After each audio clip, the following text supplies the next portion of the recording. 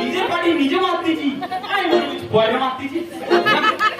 দেখো বৌমার কাছে এসে দেখি জিজ্ঞেস করে দেখো ও বৌমা, বৌমা গো কি হয়েছে? তুমি লাফিয়ে উঠতে কেন বৌমা? আরে কি হয়েছে সেটা বলো, অত নাটক আমি পছন্দ করি না। একটা কথা তোমার জিজ্ঞাসা করবো? দেখো ভেবে চিন্তে জিজ্ঞাসা করো, যদি না সেদিনকার খুন্তি পড়ার কথা মনে থাকে। ওই সব যতক্ষণে ততক্ষণ ওই সব মানুষ মনে রাখতে পারে, চিন্তা করতো। ঠিক আছে, তোমার আবদারটা বলো আমি শুনি।